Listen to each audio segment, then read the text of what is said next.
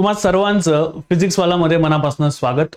मित्रांनो, एमपीएससी वाला तर्फे या व्हिडिओमध्ये मी तुमच्याबरोबर डिस्कस करणार आहे बीडीओ पदाबद्दल सर्वच्या सर्व माहिती. असं असू शकतं की काही पार्ट माझ्याकडनं नक्कीच राहील, तर तुम्ही तो मला आठवण नक्कीच करून द्याल कमेंटच्या माध्यमातून, हे देखील मला माहिती आहे.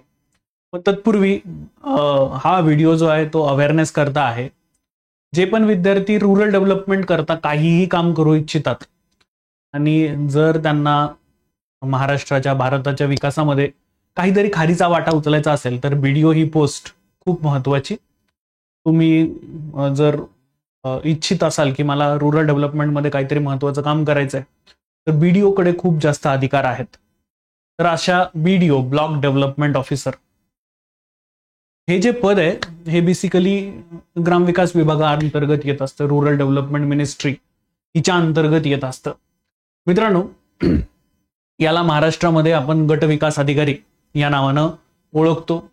मित्रांनो, याचं ऑर्गनायझेशनल स्ट्रक्चर नेमकं कसं आहे, म्हणजे हा कुठे काम करत असतो, तर बघा आपल्याकडे सर्वात खाली ग्रामपंचायती आहेत ज्या डेमोक्रेसी रुरल एंड पर्यंत पोहोचवतात. अशा ग्रामपंचायतींच्या वरती पंचायत समिती आहे जी ब्लॉक लेवलला आहे. त्या ब्लॉक लेवलचा हेड हा बीडीओ आहे, ब्लॉक डेव्हलपमेंट ऑफिसर. यांच्यावरती जिल्हा परिषद असते आणि त्याचा जो हेड असतो त्याला आपण सीईओ, चीफ एक्झिक्युटिव्ह ऑफिसर असं म्हणत असतो.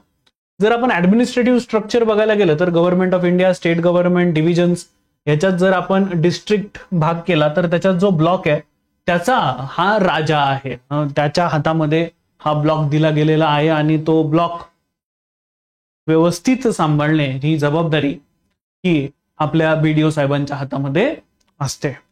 मित्रांनो, मग आता अशा व्हिडिओ बद्दल डिटेल माहिती घेत असताना आधी आपण जरा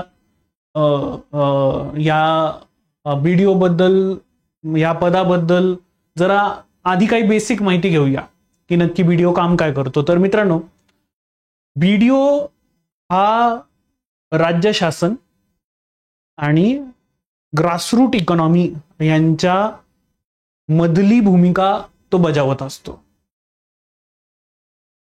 भारतात ग्रामीण विकासाचा एक महत्वाचा पैलू आहे जो सरकार आणि समुदाय, ग्रामीण समुदाय यांच्यातल्या दुवाचं काम करतो, दोघांना जोडण्याचं काम करतो. जो ग्रामीण भागातील लोकांचं जीवन हे सुधारण्यासाठी, चांगलं होण्यासाठी विविध ज्या योजना केंद्र आणि राज्य सरकारकडनं येतात त्या लोकांपर्यंत पोहोचवण्याचं काम हा बीडीओ करत असतो. म्हणून मी तुम्हाला आधी म्हटलो की ज्याला कोणाला रुरल डेव्हलपमेंटमध्ये स्वतःचं करिअर बघायचंय त्यांच्यासाठी बीडीओ ही पोस्ट सर्वात भारी आहे. ग्रामीण लोकसंख्येच्या आर्थिक, सामाजिक, सांस्कृतिक विकासाला चालना देणे, अनेक प्रकल्प, उपक्रम यांचं नियोजन आणि अंमलबजावणी करणं यासाठी आपले बीडीओ साहेब जबाबदार असतात. मग आता समजा तुम्हाला अशा पदांसाठी तुम्ही ऍस्पायरंट आहात, इच्छुक आहात, तर मग तिथपर्यंत कसं जायचं, तर ह्याच्यासाठी काही बेसिक क्रायटेरिया आहेत. बेसिकली या पदासाठी Maharashtra public service commission MPSC परीक्षा घेत असते आणि जी परीक्षा याच्यासाठी होत असते त्या परीक्षेचं नाव आहे राज्यसेवा. ही परीक्षा देण्याकरता तुम्हाला काही गोष्टी फॉलो कराव्या लागतात, काही इलिजिबिलिटी तुमच्याकडे असावी लागते. सर्वात पहिली इलिजिबिलिटी ती म्हणजे जर तुम्ही खुल्या वर्गातनं असाल तर किमान 18-19 आणि कमाल तुम्ही खुल्या वर्गातनं असाल तर 38 वर्षांपर्यंत ही राज्यसेवेची परीक्षा देऊ शकतात. जर तुमच्याकडे आरक्षण असेल, तुम्ही अदर बॅकवर्ड क्लास, इतर मागास वर्ग, शेड्यूल कास्ट, शेड्यूल ट्राईब आणि कोणत्याही आरक्षित गटांमधनं येत असाल तर तुम्हाला वयवर्ष 43 पर्यंत ही परीक्षा जी आहे ती देता येते. दिव्यांगांकरता, फिजिकली डिसेबल्ड उमेदवारांकरता मात्र इथे वयाची जी अट आहे ती 45 ठेवण्यात आलेली आहे. सर्वात महत्वाचं म्हणजे ही परीक्षा देण्याकरता तुमचं ग्रॅज्युएशन असायला हवं, हे खूप जास्त महत्वाचं आहे. आणि त्यात तुम्ही गटांगळ्या खात पास झालेले आहेत का मॅटर नाही करत. 10वीला इतकेच टक्के आहेत मॅटर नाही करत. 12वीला इतकेच टक्के आहेत मॅटर नाही करत. एटीकेटी पास होत पास आलेले आहेत का मॅटर नाही करत. तुम्ही 12th फेल नावाचा मूवी बघितलेला असेल UPSC ची परीक्षा होते तशीच MPSC द्वारा ही परीक्षा होत असते. त्यामुळे तुम्ही नापास झालेले आहेत का किंवा तुम्हाला किती टक्के आहे हे इथे बिलकुल पण मॅटर करत नाहीत. मग आता असं BDO होण्यासाठी तुम्हाला MPSC द्वारा स्पर्धा परीक्षा द्यावी लागत असते. याच्यात 3 टप्पे आहेत. सर्वात पहिल्यांदा पूर्व परीक्षा आहे आणि आता मुख्य परीक्षा तिथे आलेली आहे. मुख्य परीक्षा ही जी आधी होती ती, पण ती MCQ बेस्ड होती. आता ती वर्णनात्मक म्हणजे लिहायची झालेली आहे. आणि मग तुम्हाला यानंतर याच्यासाठी इंटरव्ह्यू जो आहे तो द्यावा लागतो. या 3 टप्प्यांमधनं तुम्ही पास झालात की त्यानंतर तुम्हाला पुढे तुम्हाला यशदामध्ये ट्रेनिंग दिली जात असते. त्यानंतर तुम्ही चीफ एक्झिक्युटिव्ह ऑफिसर किंवा डिस्ट्रिक्ट डेव्हलपमेंट ऑफिसर किंवा डेप्युटी डेव्हलपमेंट कमिशनर या पदांकरता सुद्धा इलिजिबल होत असतात आणि पुढे जात असतात. तुमचा जो पगार ज्याच्यामध्ये आपण म्हणतोय तर बघा 7th पे कमिशन नुसार जो पे ग्रेड आहे तो 56,100 ते 1,77,500 पर्यंत जातो. ह्याच्यात डिअरनेस अलाउन्स म्हणजे महागाई भत्ता ऍड होते, HRA ऍड होतो. HRA हा सिटीनुसार असतो. मुंबईमध्ये जर तुम्ही राहत असाल तर पगार जास्त मिळतो, नाशिकमध्ये राहत असाल तर त्यापेक्षा कमी, आणि जर मग आता परत एकदा टियर अजून कमी झालं की धुळ्यासारख्या शहरांमध्ये तुम्हाला पगार हा जो HRA हा अजून कमी मिळत असतो. ट्रॅव्हलिंग अलाउन्स सुद्धा तुम्हाला इथे आहेत, अदर अलाउन्सेस सुद्धा दिले जातात. त्यामुळे जी ग्रॉस मंथली सॅलरी आहे ती जवळपास 1,20,000, 1,10,000 ते 1,20,000 पर्यंत जाते. ही ग्रॉस आहे. इन हँड तुम्हाला हे तुमच्या डिडक्शन्स वरती गोष्टी डिपेंड आहेत. अॅन्युअल सॅलरीचं जर आपण बोलायला गेलं तर साधारण 11 लाख ते 32 लाखांपर्यंत तुमची ही सॅलरी जात असते. मग यामध्ये मला फॅसिलिटीज कोणकोणत्या मिळतात तर बघा मित्रांनो, याच्यामध्ये तुम्हाला डिअरनेस अलाउन्स मिळतो, housing rental allowance that is HRA मिळत असतो. यानंतर तुम्हाला ट्रॅव्हलिंग अलाउन्स, मेडिकल बेनिफिट्स आहेत, अकोमोडेशन्स मिळत असतात. समजा जर तुमची अचानक बदली झाली तर त्या बदली झाल्यानंतर तुम्हाला तिथे रेस्ट हाऊस दिलं गेलेलं असतं. बऱ्याच वेळेला तुम्हाला जे BDOचं कार्यालय आहे त्याच्यात जवळ तुम्हाला BDO साठी राहण्याची जी जागा आहे ती सुद्धा उपलब्ध करून दिलेली दिसून येत असते. त्याच्यानंतर तुमचे इन्क्रीमेंट चांगल्या प्रकारे होत असतात. तुम्हाला ट्रॅव्हल कन्सेशन्स मिळत असतं, पेड लिव्ह जे आहेत ते इथे मिळत असतात. आता हे जर तुम्ही ट्रॅव्हल गव्हर्नमेंटच्या कामासाठी करणार असाल तर ऑफकोर्स तुम्हाला त्याच्यातनं तुमचा जो फायदा आहे तो मिळतच असतो. शिवाय आता बऱ्याच लोकांचं म्हणणं असतं की बाबा रे आम्हाला गाडी मिळेल का, तर मी पाठीमागे एक गाडी तुम्हाला तिथे लावूनच ठेवले. ग्राम विकास मंत्रालयाअंतर्गत हे पद येत असतं आणि तुम्ही ब्लॉक लेवलला काम बघत असतात. तुम्हाला विविध ग्रामपंचायतींना भेटी द्याव्या लागत असतात. त्यामुळे तिथे गाडीची सोय तुमच्याकरता करण्यात आलेली आहे. नेक्स्ट खूप महत्वाचं जे आहे मित्रांनो तर BDO अधिकाऱ्याची भूमिका, आणि यानंतर सगळ्यात महत्वाचं त्याच्या म्हणजे त्याच्या जबाबदाऱ्या.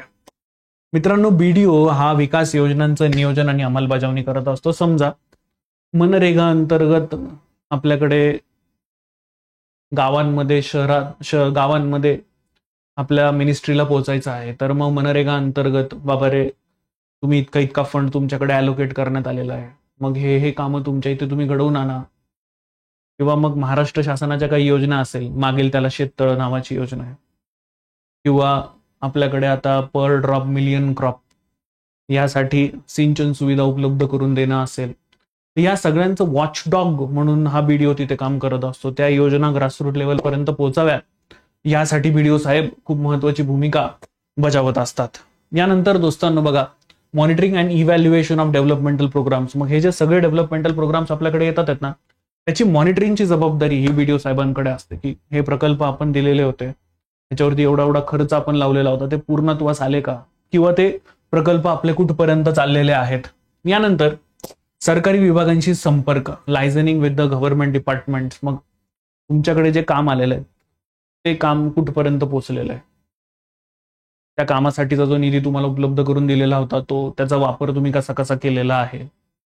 तर यासाठी सरकारच्या विविध डिपार्टमेंट्स बरोबर BDO साहेब संपर्क करत असतात आणि इतंभूत माहिती ही सरकारपर्यंत पोहोचवत असतात, सो दॅट हे कामं जे आहेत ते व्यवस्थित पूर्ण व्हावेत. उदाहरणार्थ लाडकी बहीण योजना, जिच्यामुळे आपल्याला दिसतं की महाराष्ट्रामध्ये एक मोठा पॉलिटिकल चेंज सुद्धा झालेला आहे. अशा ज्या योजना आहेत त्या ग्रासरूट लेवल पर्यंत पोहोचवाव्यात यासाठी BDO साहेब काम करत असतात. त्याच्यानंतर समुदाय विकासाची सोय. बघा आता समुदाय विकास करत असताना बाबा रे ती ग्रामीण लोकसंख्या जी आहे तिच्यापर्यंत मदत पोहोचावी, यासाठी BDO साहेबांची भूमिका खूप महत्वाची आहे की आलेली केंद्रातनं योजना आहे किंवा राज्यातनं योजना आहे ती आधी आपल्या लोकांना समजावून सांगणे, त्याच्यानुसार जे लाभार्थी असतील ते निवडणे आणि त्या लाभार्थ्यांपर्यंत पोहोचवणे.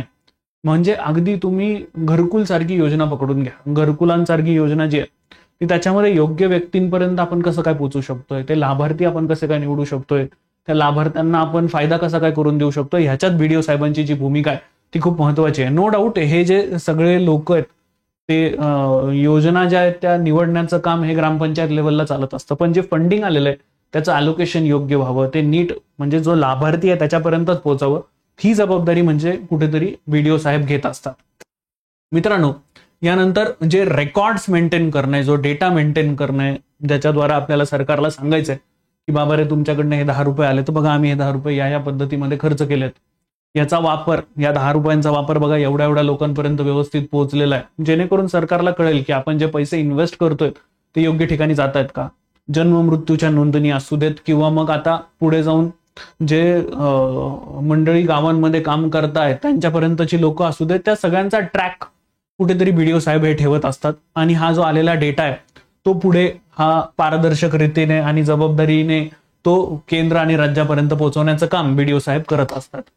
त्यानंतर जी रुरल कम्युनिटी आणि गव्हर्नमेंट आहे, सरकार आणि ग्रामीण समुदाय यांच्यातली दरी भरून काढण्याचं ते काम करत असतात की सरकारच्या अपेक्षा आणि ग्रामीण भागाच्या अपेक्षा या कुठेतरी मिडल पाथला बीडीओ साहेब असतात की ज्या पूर्ण करण्याचं काम करत असतात की तुमच्या ज्या अपेक्षा आहेत त्या माझ्यापर्यंत तुम्ही पोहोचवा, मी सरकारपर्यंत पोहोचवतो, यातनं आपण ही जी दरी आहे ती भरून काढण्याचं काम करूयात, हे बीडीओ साहेबांचं महत्वाचं काम आहे. त्याच्यानंतर ज्या बेसिक अम्युनिटीज आहेत, मूलभूत सुविधा आहेत, या पोहोचवण्याचं ते काम करत असतात. तुम्ही बघा ना, म्हणजे आपण एक उत्तमातले उत्तम उदाहरण घेऊया की बाबा रे कुठेतरी टंचाईयुक्त गावं आहेत, त्या टंचाईयुक्त गावांचं मॉनिटरिंग करायचं.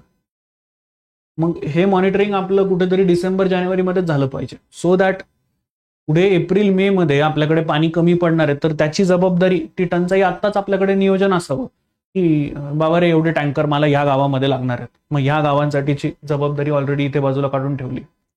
जर समजा फ्लड्स मोठ्या प्रमाणामध्ये येणार असतील तर आधीच लोकांना आपण इव्हॅक्युएट करण्यासाठी बोट्स विकत घेऊन ठेवणं असेल किंवा जे बोट प्रोव्हाइड करतात ते त्यांच्याशी बोलणं असू देत किंवा कुठेतरी बाबा रे काहीतरी घटना घडू शकते तर आधीच मी state disaster management authority, national disaster management authority यांच्यासोबत संपर्क करून ठेवतो की जर गडबड झाली तर माझ्या गावाला कुठेतरी तिथे धक्का नको लागायला. हे सगळं जे करण्याचं काम आहे ते मूलभूत सुविधा उपलब्ध करून देणे, ही जबाबदारी आपल्या बीडीओ साहेबांपर्यंत असते. नेक्स्ट खूप महत्वाचं ते म्हणजे प्रमोशन ऑफ एज्युकेशन आणि स्किल. मित्रांनो, तुमच्या ज्युरिसिडिक्शन मध्ये, तुमच्या ब्लॉकमध्ये जेवढ्या जिल्हा परिषदेच्या शाळा येतात ते तुमचं ज्युरिसिडिक्शन आहे. मग आता तिथे एज्युकेशन तुम्ही किती छान प्रकारे पोहोचवू शकता ते तुमच्यावरती आहे. मी तर माझ्या ओळखीत आणि वाचण्यामध्ये मी असे व्हिडिओ बघितलेले आहेत की ज्यांनी आता महाराष्ट्रामध्ये डिजिटलायझेशन केलेलं आहे. महाराष्ट्रात काही अशा जिल्हा परिषदेच्या शाळा पण आहेत की ज्या आता डिजिटलाइज झालेल्या आहेत. त्यांच्याकडे स्मार्ट बोर्ड आहे जिथे, ज्याच्यावरती मी जसं तुम्हाला आता इथे शिकवतोय तसे स्मार्ट बोर्ड आहेत आणि त्याच्यावरती ते विद्यार्थ्यांना शिकवतात. डिस्ले गुरुजी याचं उत्तम उदाहरण देखील आहे. त्यांनी एक चांगलं रेव्होल्युशन आपल्याकडे ग्रामीण भागामध्ये घडवलं सुद्धा. आता वर्ल्ड बँकेच्या मदतीने ते तिकडे अमेरिकेत शिकायला देखील गेलेले आहेत. तर हे तुमच्या ज्युरिसिडिक्शन मध्ये येत असतं. तुम्ही हे सगळंच्या सगळं लोकांपर्यंत पोहोचवू शकता. तुमच्याकडे अशा जिल्हा परिषदेच्या कोणत्या शाळा आहेत का, मला कमेंट बॉक्समध्ये नक्की कळवाल बरं का. मी तुमच्या कमेंट्सची वाट पण बघेल आणि मला ज्या कमेंट्स महत्वाच्या वाटतात पण आहेत, छान पण वाटतात आहेत, त्यांना मी नक्की लाईक करण्याचा आणि हार्ट पोहोचवण्याचा प्रयत्न देखील नक्कीच करेन.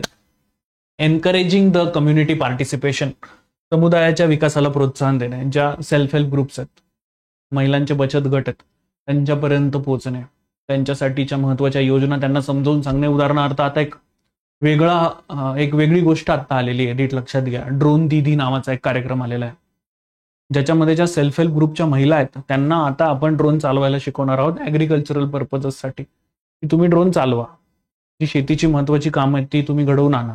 हे ड्रोन दीदी सारखा कार्यक्रम आहे. याच्यामध्ये पायलट ट्रेनिंग प्रोग्राम, ड्रोनचा जो चालवणारा व्यक्ती आहे त्याला ड्रोन पायलट म्हटलं गेलेलं आहे. याच्यात पायलट ट्रेनिंग प्रोग्राम आहे 15 दिवसांचा, हा तिथे आपण पोहोचवतो आहोत.